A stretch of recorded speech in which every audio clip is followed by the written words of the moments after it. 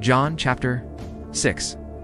Sometime after this, Jesus crossed to the far shore of the Sea of Galilee, that is, the Sea of Tiberias, and a great crowd of people followed him because they saw the miraculous signs he had performed on the sick. Then Jesus went up on a mountainside and sat down with his disciples. The Jewish Passover Feast was near. When Jesus looked up and saw a great crowd coming toward him, he said to Philip, "Where shall we buy bread for these people to eat?" He asked this only to test him, for he already had in mind what he was going to do.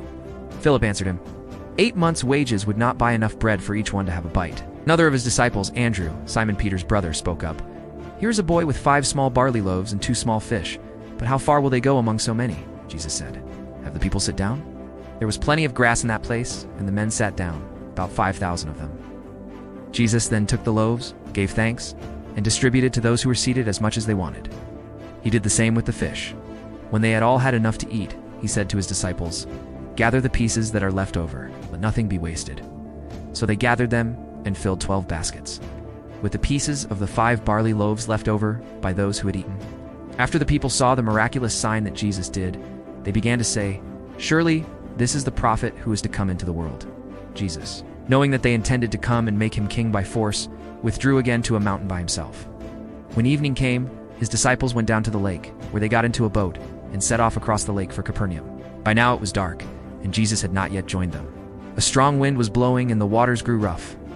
When they had rowed 3 or 3.5 miles, they saw Jesus approaching the boat, walking on the water, and they were terrified.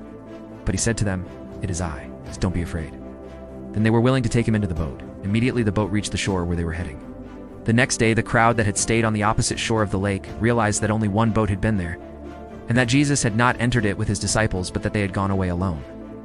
Then some boats from Tiberias landed near the place, where the people had eaten the bread after the Lord had given thanks. Once the crowd realized that neither Jesus nor his disciples were there, they got into the boats and went to Capernaum in search of Jesus. When they found him on the other side of the lake, they asked him, "Rabbi, when did you get here?" Jesus answered, "I tell you the truth. You are looking for me, not because you saw miraculous signs, but because you ate the loaves and had your fill. Do not work for food that spoils, but for food that endures to eternal life, which the Son of Man will give you. On him God the Father has placed his seal of approval." Then they asked him, "What must we do to do the works God requires?" Jesus answered, "The work of God is this, to believe in the one he has sent." So they asked him, "What miraculous sign then will you give, that we may see it and believe you? What will you do? Our forefathers ate the manna in the desert. As it is written, he gave them bread from heaven to eat."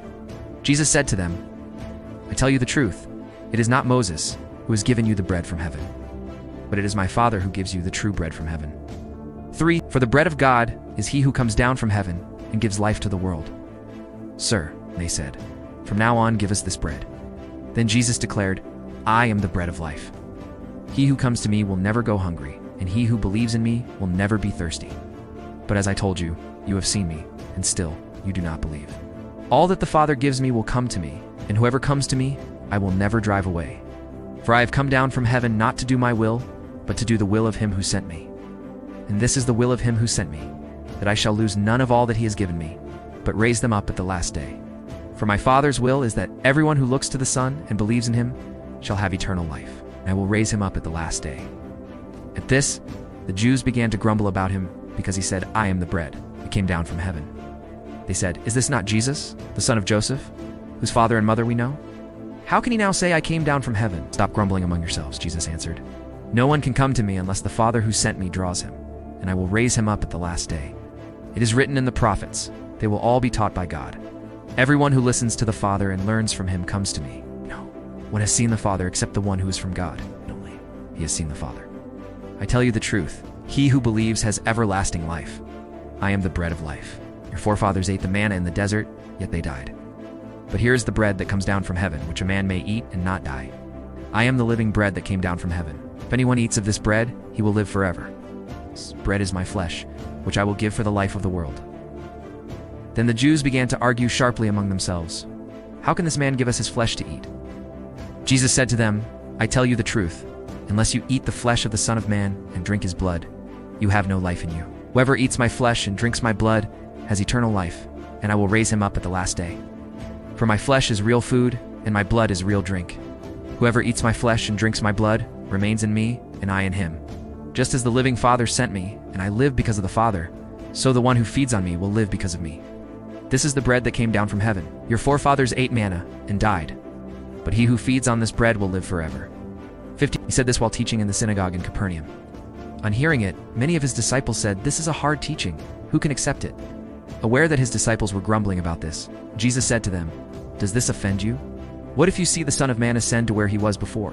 Spirit gives life. The flesh counts for nothing. The words I have spoken to you are spirit, and they are life. Yet there are some of you who do not believe." For Jesus had known from the beginning which of them did not believe, and who would betray him. He went on to say, "This is why I told you that no one can come to me unless the Father has enabled him." From this time, many of his disciples turned back and no longer followed him. "You do not want to leave too, do you?" Jesus asked the 12. Simon Peter answered him, "Lord, to whom shall we go? You have the words of eternal life. We believe and know that you are the Holy One of God." Then Jesus replied, "Have I not chosen you, the 12? Yet one of you is a devil." He meant Judas, the son of Simon Iscariot, who, though one of the 12, was later to betray him.